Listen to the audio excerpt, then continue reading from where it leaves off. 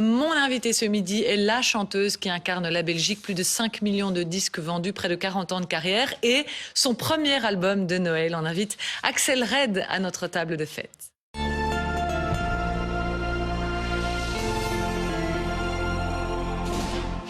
Bonjour Axel Red. Bonjour. J'aime bien le plus de 40 ans de carrière. Je suis en train de calculer. Je suis née quand, moi? Mais regardez encore cette jeunesse, Axel. Vous êtes même venue en petit reine du Père Noël. Exact. Je me dis, voilà, je lance tout de suite l'ambiance du disque. De cet album, de cette tournée. Voilà. Ambiance Noël, ça s'appelle The Christmas Album. Ça sort ce vendredi, le 11 novembre. Un premier single est disponible. Il s'appelle My Favorite Things. La première chose que je me suis dit en découvrant cet album, qui est très soul, c'est que vous êtes très crédible en Mère Noël, très crédible en petit reine de Noël, parce que vous écoutez chanter Noël, ça sonne comme une évidence, et pourtant c'est votre tout premier disque de Noël. Ben, c'est gentil. En fait, si vous voyez la collection que j'ai à la maison de disques de Noël, c'est juste insensé. Mais en fait, c'est une tradition plus américaine, je dirais, qu'à un moment donné, dans une carrière, chaque grand artiste américain, il fait son disque de Noël. Ah, et vous êtes arrivé à ce moment-là de votre carrière? Oui, en fait, j'ai une liste avec quelques petits trucs que j'ai encore envie de faire. Il y en a plein. Et c'était ça. Et j'ai juste... Vous aviez cette envie depuis longtemps? Oui, mais j'adore Noël. J'adore les chansons de Noël. Ce sont des chansons, c'est pas pour rien qu'ils ont résisté autant. C'est universel, c'est tout âge, c'est tout... Voilà.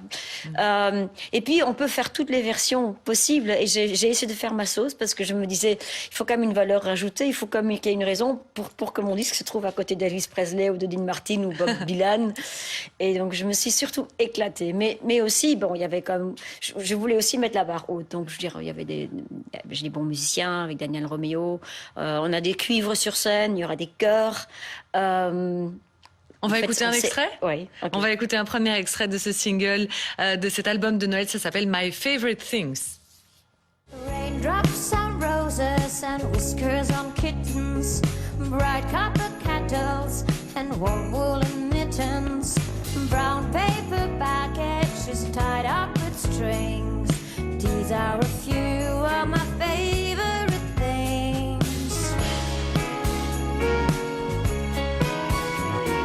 Cream-colored ponies and crisp apple strudels, doorbells and sleigh bells and schnitzel with noodles, wild geese that fly with the moon on their wings.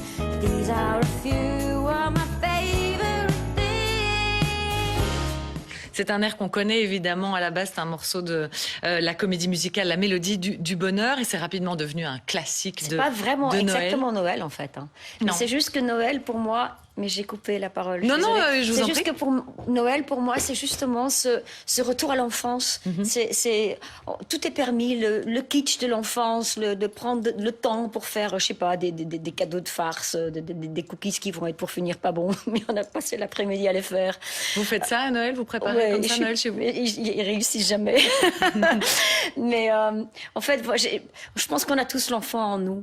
Et My Favorite Thing, c'est ça, c'est que dès qu'on est un peu sombre, et je trouve que c'est une époque pas facile, ni pour les ados, ni pour tout le monde, parce qu'il y a plein de discriminations, les inégalités en fait, ils sortent encore plus quand c'est la crise. Et pour moi, My Favorite Thing, c'est voilà, quand les choses vont mal, ben, tu penses à ces choses qui te font plaisir, les petites choses de la vie. Offrir un petit cadeau, recevoir un petit cadeau, danser sur une musique, faire l'idiot, t'habiller comme t'as envie, mettre des rennes sur la tête, tout est permis. Quand vous avez préparé cet album, c'était pas encore Noël, c'était pas trop difficile pour vous de vous mettre dans cette ambiance visiblement?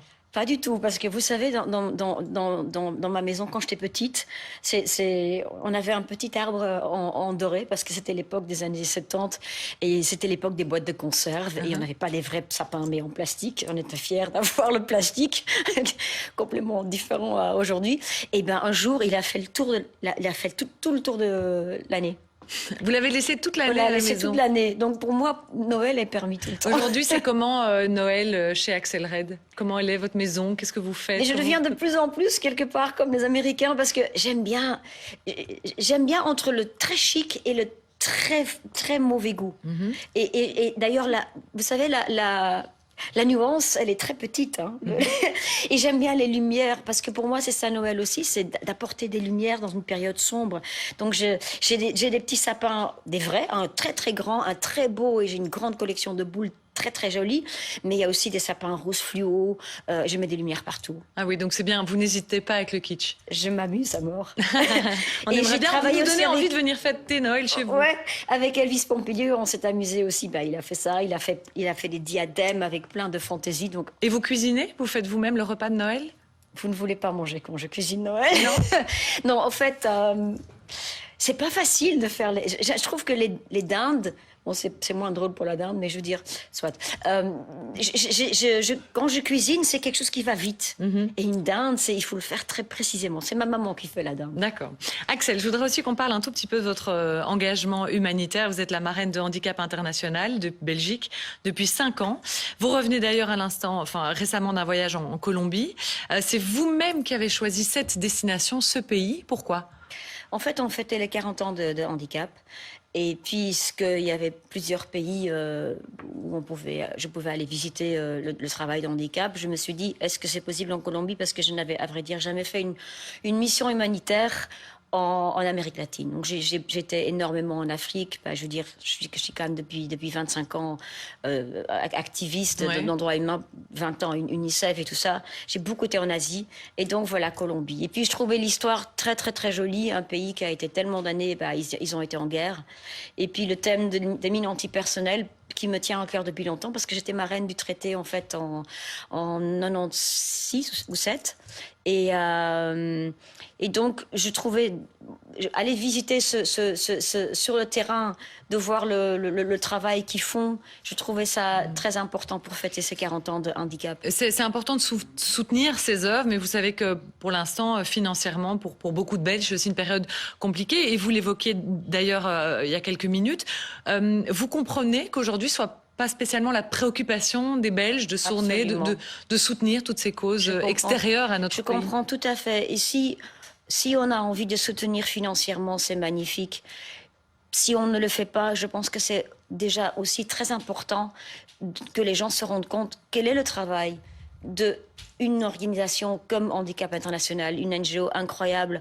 Moi, je pense que c'est vrai qu'on peut d'ailleurs simultanément faire des choses loin de la maison et on peut le faire proche de la maison. Moi, j'ai beaucoup d'estime